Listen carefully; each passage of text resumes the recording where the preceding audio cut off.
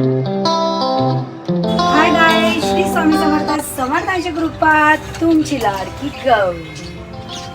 तर तुम्ही तर बघितलं असाल की मी केलेले काय बेसनाचे लाडू आणि रव्याचे लाडू. तर आज मी करणार आहे पोहांचा चिवडा. आणि चिवडा सगळे लोक भाजून करतात, मला भाजलेला चिवडा आवडत नाही, मी तळलेला चिवडा करते. तर मग भेटूया आपण चिवडा बनवताना. चला,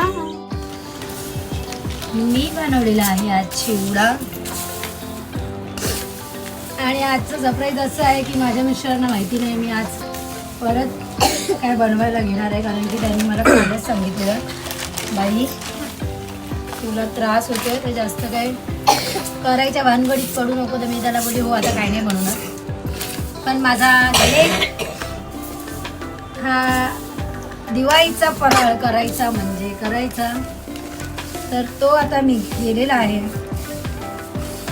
तर सगळं समर्थांच्या हातात आहे.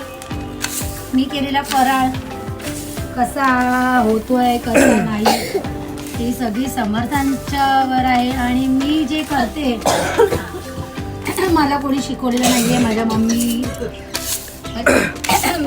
मी हे सगळं बघून शिकलेली आहे, तुम्हाला तर माहिती आहे.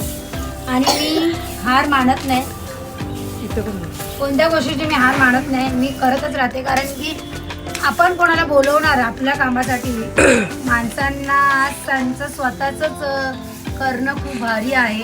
तर ती लोक माझं कधी करणार. मी तर या मेंटॅलिटीची आहे की आपल्यामुळे दुसऱ्यांना त्रास नाही झाला पाहिजे. तर मला कोणाला त्रास नाही द्यायचा आहे, म्हणून जे पण होईल मिस्टरांनी पण मला सांगितलं कसंही होऊ दे, तू मेहनतीने करतेय, एकदम आनंदाने करतेय, फुलच होतं. आणि मी मनापासून करते, मला आवडतं, मी मनापासून करते. कारण की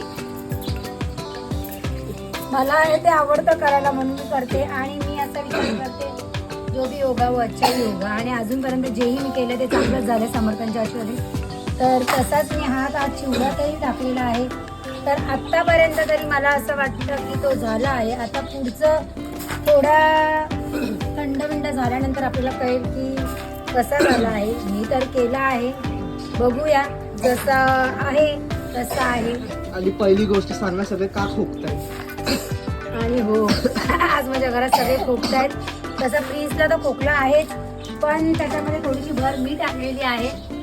कारण की मी ह्याला जो फोडणी दिली आहे ती फोडणी या लोकांना रसून लागलेली आहे, म्हणून खसून खोकला येतोय. तर अशा प्रकारे माझा तर आज तिसरा फराळ झालेला आहे चिवड्याचा. आणि फराळ सुरुवात केलेला दुसरा दिवस आहे आणि फराळ आहे तिसरा. तर भेटूया मग आपण दुसऱ्या तिसऱ्या चौथ्या फराळाला. चला मग.